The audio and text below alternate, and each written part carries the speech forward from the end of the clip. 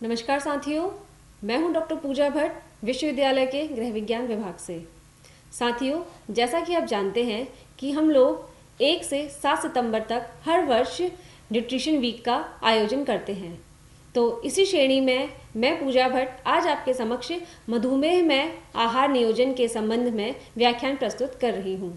इस व्याख्यान का उद्देश्य है मधुमेह रोग के प्रकार के विषय में जानना, मधुमेह रोग के लक्षणों एवं कारणों की जानकारी देना, मधुमेह में आहारी उपचार के बारे में जानकारी प्रदान करना। बात करते हैं मधुमेह क्या है। यह एक दीर्घकालिक स्थिति है जो तब होती है जब रक्त शर्करा का स्तर बहुत अधिक होता है। यह तब विकसित होता है जब अग्नाशय पर्याप्त इंसुलिन या बिल्कुल भी इंसुलिन का उत्पादन करने में विफल हो जाता है, या जब शरीर इंसुलिन के प्रभावों पर ठीक से प्रतिक्रिया नहीं कर पाता है। मधुमेह के प्रकार। मधुमेह के निम्न प्रकार होते हैं। पहला है इंसुलिन पर निर्भर मधुमेह यानी टाइप 1 मधुमेह। दूसरा है बिना इंसुलिन पर निर्भर मधुमेह यानी टाइप 2 मधुमेह। तीसरा है कुपोषण जनित मधुमेह एवं चौथा है गर्भावस्था में जनित मधुमेह। पहले हम बात करते हैं टाइप 1 मधुमेह की। इस प्रकार का जो मधुमेह होता है वो 40 वर्ष की आयु से पूर्व ही हो जाता है। इसमें इंसुलिन की कमी या अनुपस्थिति के कारण कार्बोहाइड्रेट के चयापचय में बाधा उत्पन्न होती है। इससे रक्त में बहुत तेजी से ग्लूकोज एकत्रित हो जाता है एवं रोगी की स्थिति बहुत ही गंभीर हो जाती है और इस रोग के विषय में रोगी को अचानक ही पता चलता है। इस प्रकार के मधुमेह में रोगी को पूरी तरह से इंसुलिन पर निर्भर रहना पड़ता है। इस प्रकार का इंसुलिन जैसे कि कृत्रिम इंसुलिन की गोलियां या फिर इंजेक्शन के रूप में उसे इंसुलिन ग्रहण करना पड़ता है। दूसरा है बिना इंसुलिन पर निर्भर मधुमेह यानी टाइप 2 मधुमेह। यह मधुमेह 40 वर्ष की आयु के बाद देखा जाता है। इस रोग से पीड़ित व्यक्ति अधिकांशतः अधिक वजन के होते हैं तथा बहुत अधिक थकान का अनुभव करते हैं। इस प्रकार के मधुमेह की शुरुआत धीरे धीरे इंसुलिन की मात्रा सीमित होने के कारण होती है।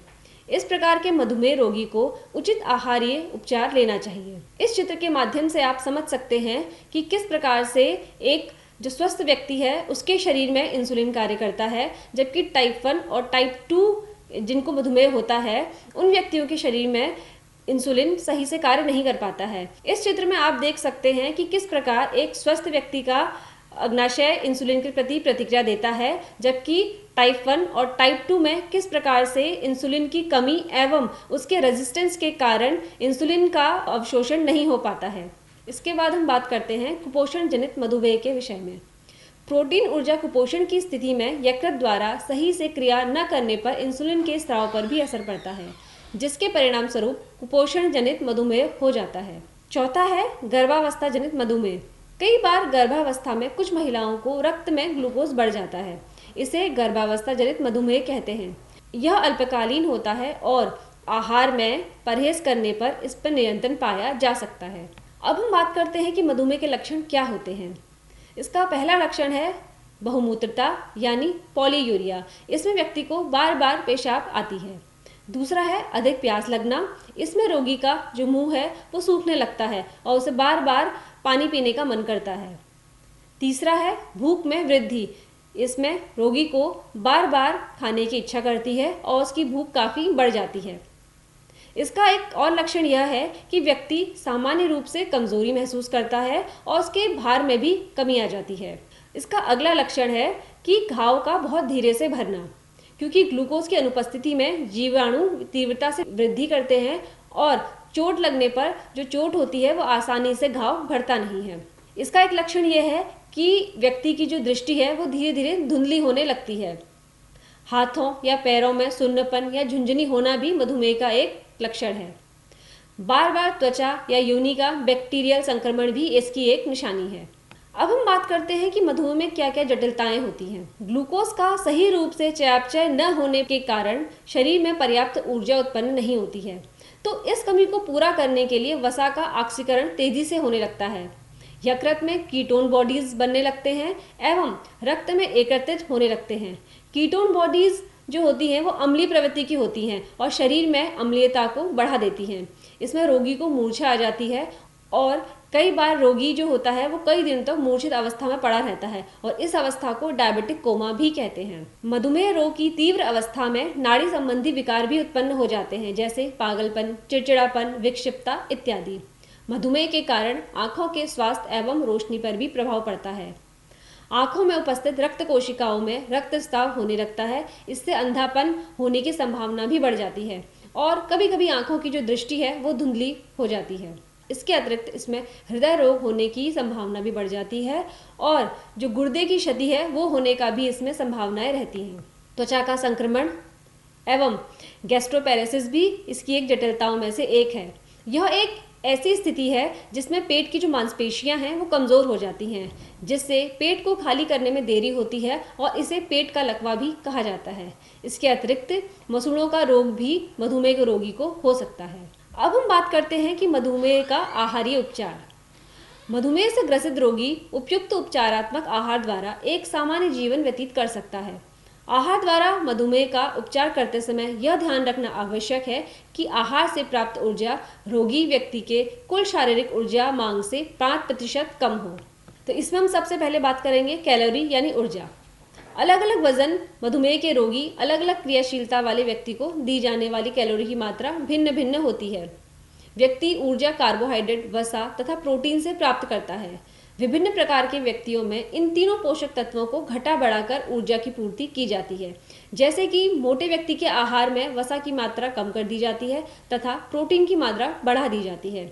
एक सामान्य क्रियाशील एवं वजन वाले व्यक्ति को 30 कैलोरी प्रति किलोग्राम शारीरिक भार के बराबर ऊर्जा की आवश्यकता होती है। कार्बोहाइड्रेट सामान्यतः मधुमेह के रोगी के आहार में कार्बोहाइड्रेट की अधिक कमी नहीं की जाती है, लेकिन उन रोगियों के आहार में कार्बोहाइड्रेट की मात्रा घटाई जाती है जिनको इंसुलिन देने की आवश्यकता नहीं होती है। कार्बोहाइड्रेट की मात्रा का निर्धारण रोगी की रक्त ग्लूकोज का स्तर, मूत्र परीक्षण एवं इंसुलिन की उपलब्धता पर निर्भर करता है। वसा मधुमेह के रोगी के आहार में वसा की कमी। अगला है वसा। मधुमेह के रोगी के आहार में वसा की कम मात्रा होनी चाहिए। साथ ही असंतृप्त वसा जैसे रिफाइंड तेल, सरसों का तेल, मूंगफली का तेल इत्यादि का प्रयोग करना चाहिए, जिससे रक्त में कोलेस्ट्रॉल का स्तर न बढ़ पाए तथा धमनियों को मोटा होने से बचाया जा सके।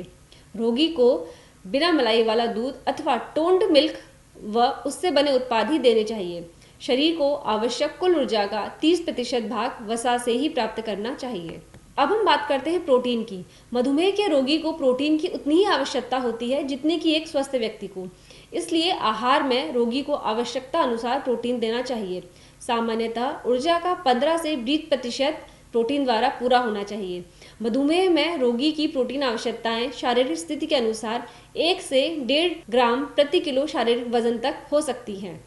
रोगी के आहार में प्रोटीन उच्च जैविक मूल्य वाले स्रोत जैसे अंडा, सोयाबीन, दालें, फलियां, अनाज इत्यादि पर्याप्त मात्रा में शामिल करने चाहिए। अब हम बात करते हैं मधुमेह के रोगी को देने योग्य भोज्य पदार्थ कौन कौन से होने चाहिए। पहला है अनाज। गेहूं, जौ, बाजरा, गेहूं व चने का मिश्रित अनाज रोगी को दिया जा सकता है। इसके अतिरिक्त सभी प्रकार की दालों का सेवन मधुमेह का रोगी कर सकता है।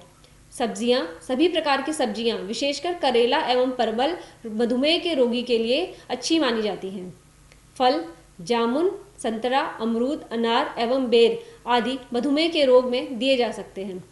दूध एवं दूध उत्पाद, वसा रहित दूध, दही, मट्ठा एवं छेना मधुमेह के रोगी को दिया जाना चाहिए। मांस, सभी प्रकार के मांस, मछली एवं अंडा मधुमेह के रोगी को दिया जा सकता है। सैकरीन, कृत्रिम शर्करा का उपयोग भी मधुमेह के रोगी द्वारा किया जा सकता है, परंतु कम मात्रा में। अब हम बात करते हैं वो कौन से ऐसे खाद्य पदार्थ हैं जो मधुमेह के रोगी के लिए वर्जित हैं। इसमें आता है चीनी, गुड़, गन्ने का रस, शहद, मिठाइयाँ एवं शर्करा युक्त सभी प्रकार के पेय पदार्थ। इसके अतिरिक्त सब्जियों की बात करें तो आलू, अरबी, जिमीकंद, शकरकंद, चुकरकंद इत्यादि मधुमेह के रोगी को नहीं दिया जाना चाहिए। चावल, रिफाइंड अनाज भी मधुमेह के रोगी के लिए वर्जित है। किशमिश, छुआरा, खुमानी, अंजीर यह भी मधुमेह के रोगी द्वारा नहीं लिया जाना चाहिए। पेस्ट्री, केक, चॉकलेट, आइसक्रीम, मलाई वाला दूध भी मधुमेह के रोगी के लिए हानिकारक हो सकता है। केला, आम, अंगूर, तले हुए भोज्य पदार्थ भी एक मधुमेह के रोगी को नहीं लेने चाहिए। तो साथियों, इसी के साथ मैं इस व्याख्यान को समाप्त करती हूँ। आशा करती हूँ कि आपको ये व्याख्यान उपयोगी लगा हो। धन्यवाद।